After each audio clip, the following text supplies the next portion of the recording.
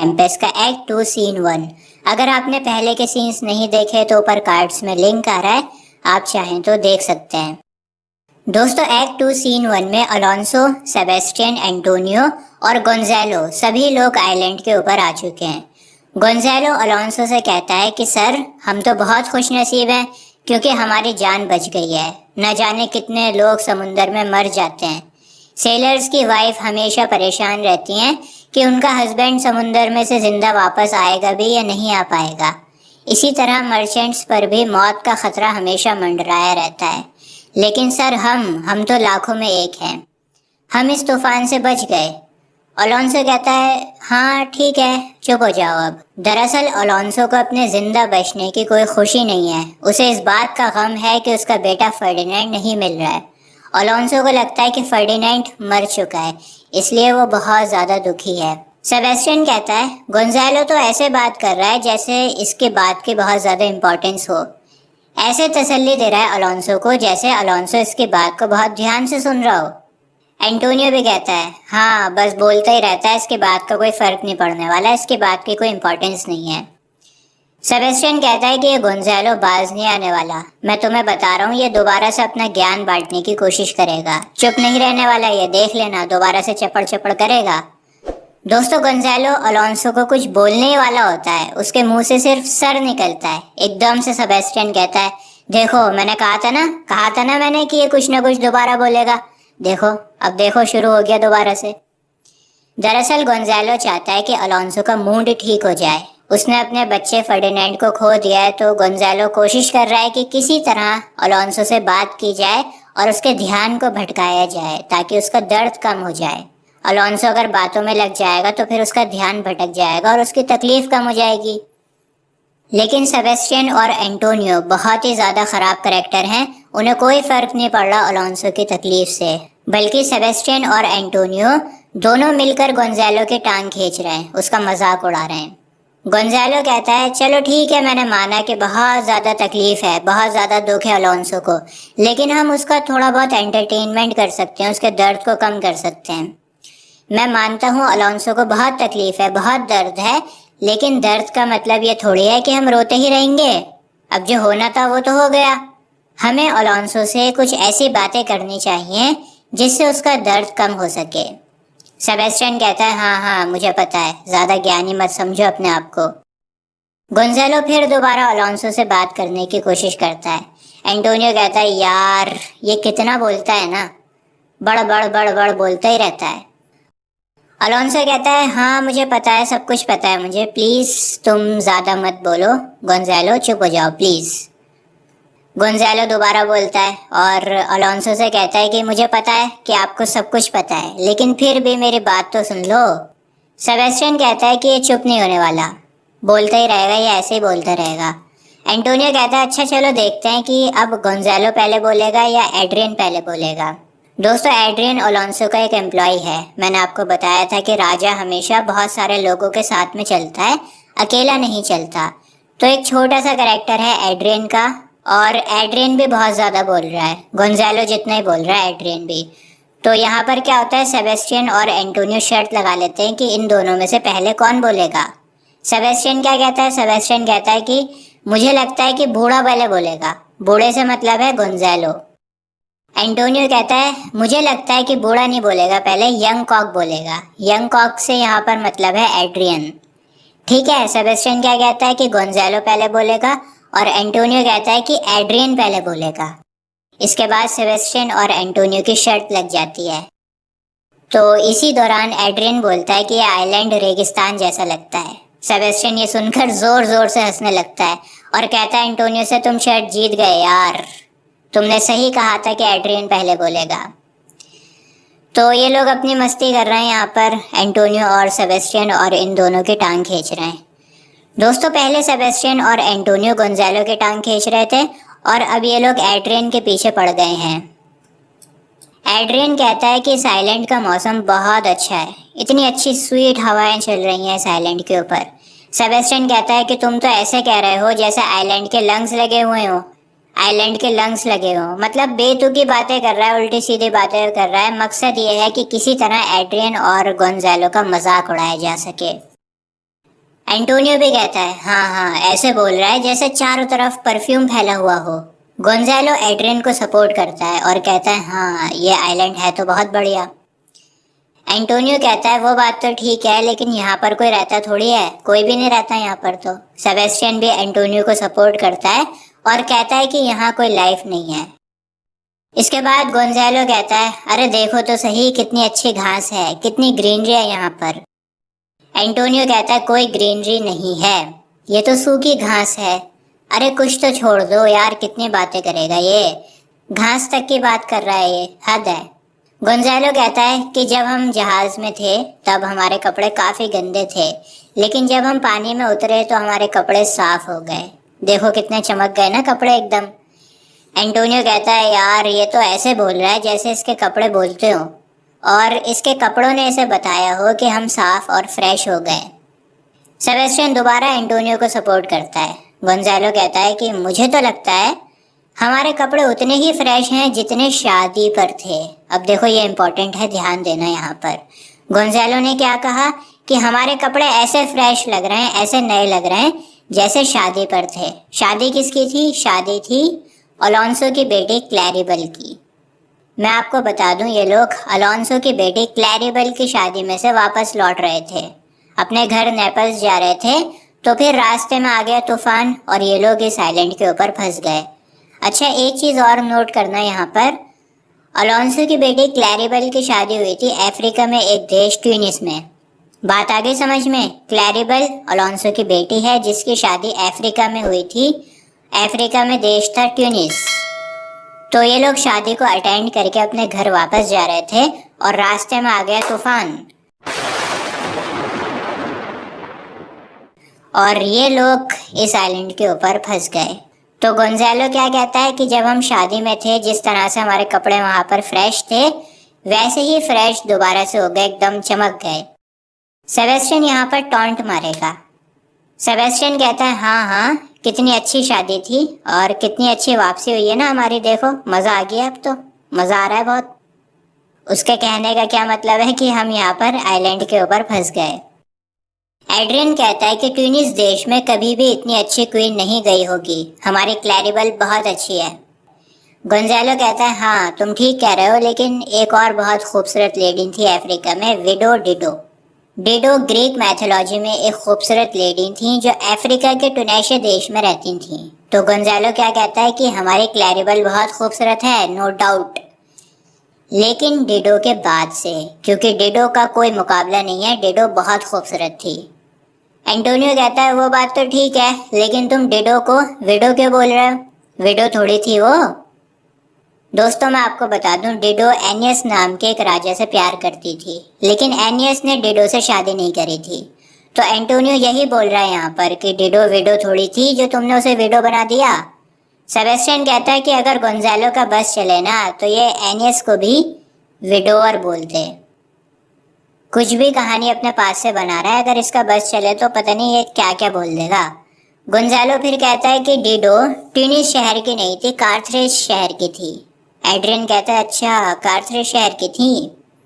बेकार की बातें कर रहे हैं, कुछ ज़्यादा इंपॉर्टेंट बातें नहीं है, लेकिन ड्रामा में लिखा हुआ है तो मैं आपको बता रहा हूँ। इस तरह की बातों से ना ड्रामा को थोड़ा लंबा खींचा जाता है।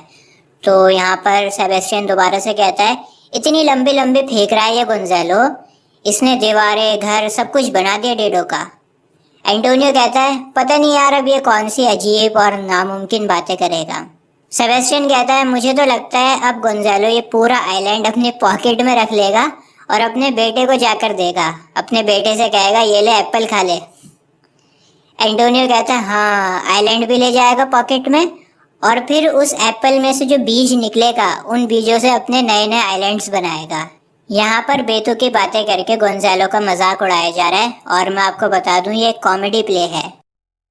तो इसी तरह की कॉमेडी हुआ करती थी उस ज़माने में, शेक्सपियर ने यहाँ पर थोड़ी कॉमेडी डालने की कोशिश कर रहे हैं। गोंजालो कहता है कि सर इस तरह की तो कोई बात चल ही नहीं रही थी, हम तो ये बात कर रहे थे कि जब हम ट्यूनिस शहर में थे शादी में तब हमारे कपड़े एकदम साफ फ्रेश थे, तो वैसे ही फ्रेश कपड़े दोबारा से हो गए हैं, ये बात चल रही थी। एंटोनियो कहता है हाँ, और फिर यहाँ पर इस आइलैंड के ऊपर आ गए, कितना अच्छा हुआ।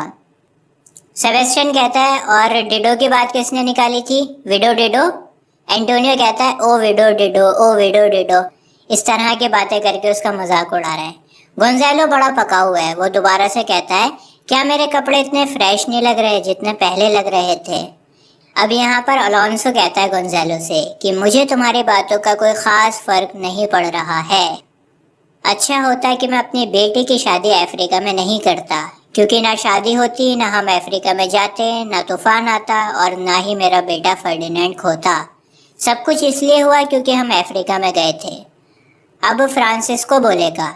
फ्रांसिस्को भी अलोंसो का एक एम्प्लॉई है, तो वो कहता है कि सर मुझे लगता है कि आपका बेटा जिंदा है, क्योंकि मैंने उसे लहरों से लड़ते हुए देखा था।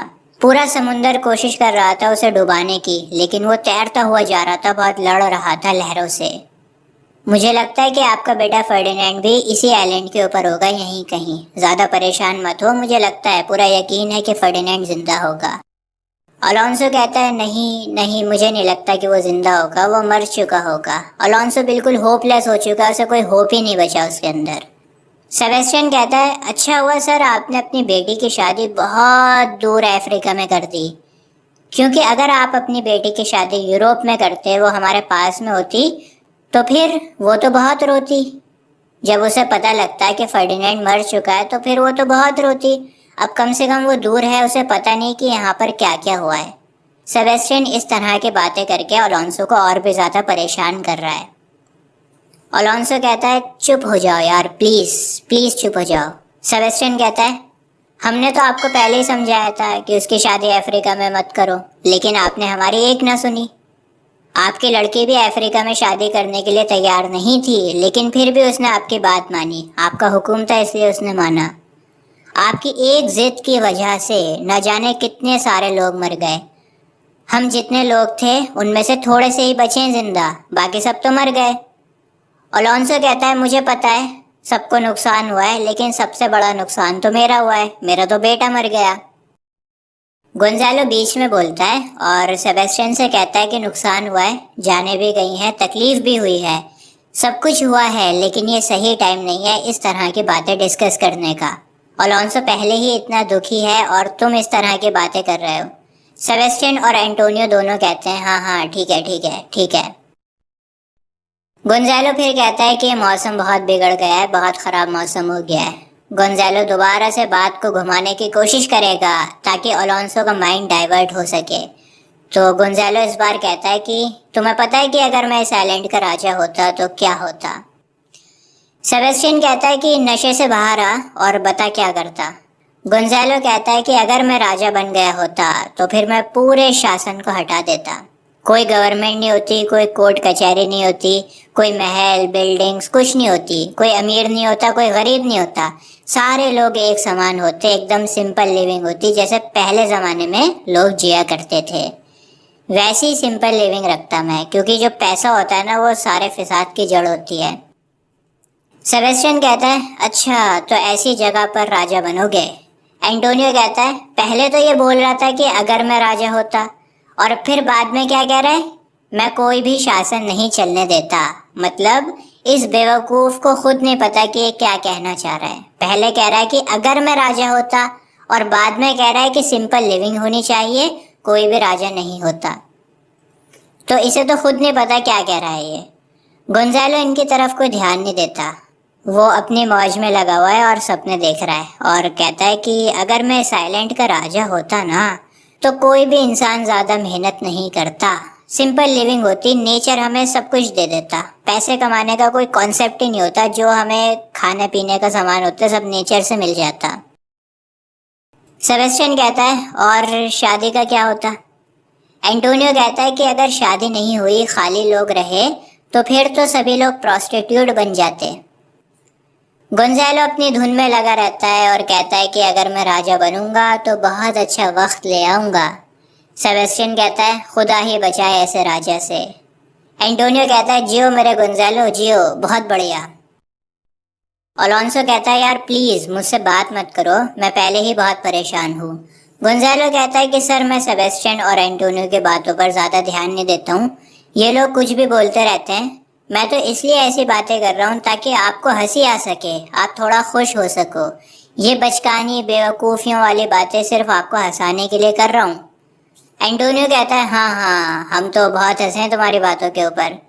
गोंजालो कहता है ठीक है, हंसते रहो, मुझे कोई फर्क नहीं पड़ता। ऐसा लगता है कि शायद अब गोंजालो को थोड़ा गुस्सा आ गया है। गोंजालो एंटोनियो और सेबेस्टियन पर टॉन्ट मारता है यहाँ पर और कहता है कि तुम दोनों तो इतने ताकतवर हो, इतने बहादुर हो कि चांद की डायरेक्शन को भी चेंज कर दोगे। तुम्हारे लिए तो कुछ भी नामुमकिन नहीं है, तुम चाहो तो चांद की डायरेक्शन को भी चेंज कर दोगे। इसी दौरान यहाँ पर क्या होता है, एरियल आ जाता है और एरियल अपना म्यूजिक चला देता है। एंटोनियो कहता है यार तुम तो बुरा मान गए, मजाक ही तो कर रहे थे तुम्हारे साथ, बुरा मत मानो। गोंजालो कहता है कि मैं भी तुम्हारी बातों का कोई बुरा नहीं मान रहा हूँ, मैं इतना कमजोर नहीं हूँ कि तुम्हारी बातों से अपना टेम्पर लूज कर दूं। और इसी दौरान गोंजालो को नींद आने लगती है। एंटोनियो कहता है चलो ठीक है, सो जाओ अब, चलो सो जाओ। दरअसल यहाँ पर हुआ क्या है, एरियल का म्यूजिक सुनकर सभी लोगों को नींद आने लगती है और सभी लोग सो जाते हैं। सेबेस्टियन और एंटोनियो होते हैं सिर्फ जिन्हें नींद नहीं आती, वो लोग नहीं सोते, बाकी सभी लोग सो जाते हैं। अलोंसो भी कहता है कि पता नहीं इतनी नींद क्यों आ रही है मुझे, मैं तो चाहता हूँ कि थोड़ी देर सो जाऊं ताकि मेरी टेंशन ख़त्म हो जाए, मेरा माइंड थोड़ा सा रिलैक्स हो सके। सेबेस्टियन कहता है जी सर, ये बहुत अच्छा रहेगा आपके लिए, प्लीज़ थोड़ी देर सो जाओ। एंटोनियो भी कहता है जी सर, आप सो जाइए, सेबेस्टियन और मैं जागे हुए हैं और आपकी हम लोग रक्षा करेंगे, पूरी निगरानी रखेंगे आपकी, आराम से सो जाओ। इसके बाद अलोंसो भी सो जाता है। सेबेस्टियन कहता है कि एकदम से सभी लोग सो गए यार, ये क्या हुआ। एंटोनियो कहता है कि शायद मौसम की वजह से ऐसा हुआ है, इस आइलैंड का क्लाइमेट ही ऐसा होगा कि सभी लोग सो गए। सेबेस्टियन कहता है कि अगर क्लाइमेट की वजह से ऐसा हुआ है तो फिर हम क्यों नहीं सोए, मुझे तो कोई नींद नहीं आई, मैं भी तो इसी आइलैंड के ऊपर हूँ। एंटोनियो कहता है हाँ, नींद तो मुझे भी नहीं आ रही, ऐसा लगता है कि इन सभी के ऊपर कोई बिजली बिजली कड़की है, जो ये लोग सभी एक साथ एकदम से सो गए। लेकिन मुझे तो लग रहा है कि ये तुम्हारे लिए एक सुनहरा मौका है सेबेस्टियन, मैं तुम्हारे सर पर राजा का ताज देख रहा हूँ, ताज लगा हुआ देख रहा हूँ तुम्हारे ऊपर राजा का। एंटोनियो के कहने का मतलब यहाँ पर यह है कि तुम अलोंसो को जान से मार दो ताकि नेपल्स के राजा तुम बन जाओ, लेकिन यहाँ पर सेबेस्टियन उसकी बातों को समझेगा नहीं। एंटोनियो घुमा फिरा कर बातें कर रहा है। अच्छा एक चीज़ और है, एंटोनियो को लगता है कि अलोंसो का बेटा मर चुका है, तो अगर अलोंसो भी मर गया तो फिर नेपल्स का राजा कौन बनेगा, नेपल्स का राजा बनेगा सेबेस्टियन, क्योंकि वो अलोंसो का भाई है। तो सेबेस्टियन एंटोनियो से कहता है क्या हुआ एंटोनियो, नींद में हो क्या, कैसी बातें कर रहे हो। एंटोनियो कहता है क्या तुम सुन नहीं पा रहे हो मैं क्या कह रहा हूँ। सेबेस्टियन कहता है कि मैं तुम्हारी बातें सुन रहा हूँ, लेकिन मुझे ऐसा लगता है कि तुम अभी नींद में हो, अजीब अजीब बातें कर रहे हो यार। एंटोनियो कहता है सेबेस्टियन तुम्हारे पास गोल्डन अपॉर्चुनिटी है, इस अपॉर्चुनिटी को मिस मत करो। सेबेस्टियन को लगता है कि एंटोनियो सो चुका है और नींद में बोल रहा है, उसके समझ नहीं आ रहा है कि वो कहना क्या चाह रहा है। एंटोनियो कहता है कि मेरी बात को मजाक में मत लो सेबेस्टियन, मैं बहुत सीरियस हूँ। सेबेस्टियन कहता है कि मैं तो रुके हुए पानी की तरह हूँ, जिंदगी में कोई तरक्की नहीं हुई, जैसा पहले था वैसे ही अब हूँ, और तुम मेरे सर के ऊपर ताज लगा हुआ देख रहे हो, मैं तो रुके हुए पानी की तरह हूँ, जैसा पहले था वैसा ही हूँ, तुम मेरे सर पे ताज लगा हुआ क्यों देख रहे हो। एंटोनियो कहता है चलो अब मैं तुम्हें सिखाऊंगा कि ज़िंदगी में आगे कैसे बढ़ा जाता है। सेबेस्टियन कहता है हाँ हाँ मुझे बताओ ज़िंदगी में आगे कैसे बढ़ते हैं। एंटोनियो कहता है कि ज़्यादातर लोग आलस की वजह से मौका गवा देते हैं, आज तुम्हारे पास बहुत अच्छा मौका है राजा बनने का, आलस की वजह से इस मौके को मत गवाना।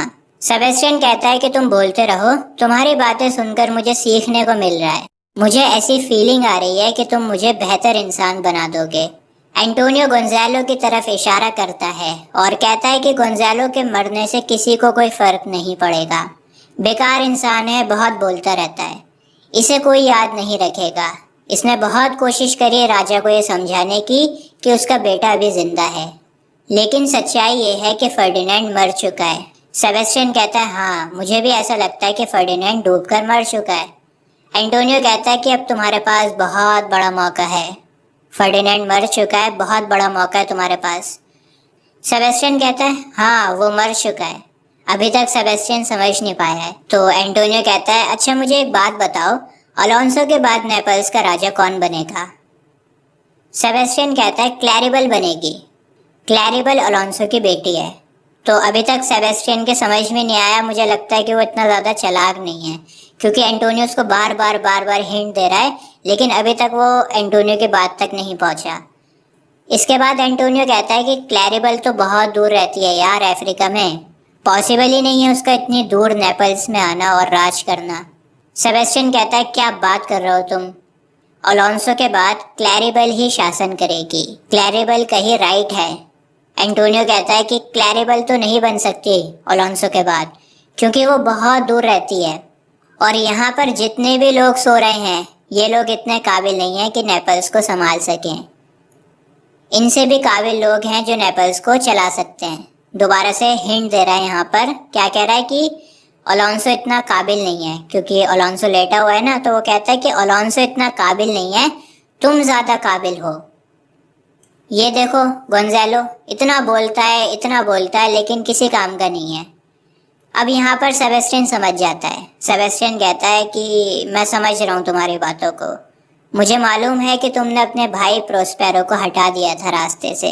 एंटोनियो कहता है, हाँ देखो देखो अब मैं कितना अच्छा लग रहा हूँ, इस कॉस्ट्यूम में कितना अच्छा लग रहा हूँ मैं। पहले तो मैं नौकर जैसा था, लेकिन अब देखो कितनी तरक्की कर ली मैंने। सेबेस्टियन कहता है, वो बात तो ठीक है, लेकिन क्या तुम्हें अंदर से बुरा नहीं लगता? क्या तुम्हें अंदर से आवाज़ नहीं आती कि तुमने गलत किया है? एंटोनियो कहता है कि कोई आवाज़ नहीं आती। पावर के आगे कुछ नहीं है, पावर सबसे पहले है। ये सब फालतू की बातें मत करो। तुम्हारा भाई और गोंजालो दोनों यहाँ पर लेटे हुए हैं। मैं अपनी तलवार से अलोंसो को मार देता हूँ और तुम अपनी तलवार से गोंजालो को मार दो, क्योंकि गोंजालो बहुत लॉयल है अलोंसो का, तो गोंजालो को भी मारना पड़ेगा। सेबेस्टियन कहता है, ठीक है, बहुत अच्छा आइडिया तुम्हारा। ऐसा करने से मैं नेपल्स का बादशाह बन जाऊंगा और फिर तुम्हें कोई भी पैसा नहीं देना पड़ेगा। आपको याद होगा मैंने आपको बताया था कि एंटोनियो और अलोंसो के बीच में एक डील हुई थी। अलोंसो ने प्रोस्पेरो को बाहर निकालने में एंटोनियो की मदद करी थी, तो बदले में एंटोनियो कुछ पैसे अलोंसो को देता है। तो सेबेस्टियन कहता है कि जब मैं राजा बन जाऊंगा नेपल्स का, तो तुम्हें कोई भी पैसा नहीं देना पड़ेगा। एंटोनियो कहता है, चलो ठीक है, साथ में तलवार निकालते हैं। मैं अलोंसो को मारता हूँ, तुम गोंजालो को मार दो। इसी दौरान क्या होता है, एरियल गोंजालो के पास में आता है और कहता है कि मुझे मेरे मास्टर प्रोस्पेरो ने भेजा है, तुम खड़े हो जाओ, तुम्हें मारने की कोशिश की जा रही है, सावधान हो जाओ, सावधान हो जाओ। एंटोनियो कहता है, चलो काम खत्म करते हैं। लेकिन यहाँ पर एकदम से गोंजालो की आंख खुल जाती है और वो चीखने चिल्लाने लगता है, राजा को बचाओ, राजा को बचाओ, ऐ खुदा राजा को बचाओ। गोंजालो की आवाज़ सुनकर सभी लोगों की आंख खुल जाती है। अलोंसो कहता है, क्या हो रहा है यहाँ पर? गोंजालो भी कहता है, क्या हुआ, क्या मैटर है जो तुम लोग तलवार निकाले खड़े हो? अब सेबेस्टियन और एंटोनियो के समझ में नहीं आता कि वो क्या करें, क्या बोलें। सेबेस्टियन बात को घुमाने की कोशिश करता है और कहता है, जब तुम सो रहे थे तो मुझे अजीब सी आवाज़ें आ रही थीं, जैसे बुल्स की आवाज़ें होती हैं, शेर की आवाज़ें होती हैं, उस तरह की आवाज़ें आ रही थीं, तो इसलिए हम लोग तलवार निकालकर अलर्ट खड़े हुए थे। अलोंसो कहता है, अच्छा, लेकिन मुझे तो कोई आवाज़ नहीं आई। एंटोनियो कहता है, हाँ हाँ, मुझे भी सुनाई दी थी आवाज़, और इतनी तेज़ आवाज़ थी कि राक्षस का दिल भी घबरा जाए। इतनी तेज़ आवाज़ थी कि अर्थक्वेक आ जाए। ऐसा लगता है शेरों का पूरा झुंड था, बहुत सारे शेरों की आवाज़ थी। अलोंसो गोंजालो से पूछता है कि क्या तुम्हें कुछ सुनाई दिया था? गोंजालो कहता है, नहीं, मुझे तो कोई ऐसी आवाज़ सुनाई नहीं दी, लेकिन हाँ, ऐसा ज़रूर लग रहा था कि कोई मेरे कान में आकर कुछ कह रहा हो। और जैसे ही उसने मेरे कान में कुछ कहा, मेरी आँख खुल गई और मैंने इन दोनों की तलवार निकाले खड़ा देखा इन्हें। मुझे लगता है कि हमें यहाँ से चलना चाहिए और अपनी तलवार निकाल लेनी चाहिए, हो सकता है कि आसपास कोई ख़तरा हो। अलोंसो कहता है, चलो ठीक है, यहाँ से चलते हैं और किसी दूसरी जगह पर जाकर फर्डिनेंड को ढूंढते हैं। गोंजालो कहता है कि ये लोग कह रहे हैं कि शेर की आवाज़ें आ रही हैं, जानवरों की आवाज़ आ रही हैं, तो मैं दुआ करता हूँ कि फर्डिनेंड सही सलामत हो, उसे कोई भी जानवर नुकसान ना पहुँचाए। इसके बाद वो लोग वहाँ से जा रहे होते हैं। एरियल कहता है कि अब मेरे लॉर्ड प्रोस्पेरो को पता लगेगा कि मैंने कितना अच्छा काम किया है। अब अलोंसो अपने बेटे फर्डिनेंड से मिलेगा और इसी के साथ हमारा एक्ट 2 सीन 1 ख़त्म हो जाता है। अब अलोंसो कैसे अपने बेटे से मिलेगा, आगे क्या होगा, ये हमें पता लगेगा एक्ट 2 सीन 2 में। अगर आपको आगे की कहानी देखनी है तो अभी आपकी स्क्रीन पर एक प्लेलिस्ट आ रही होगी।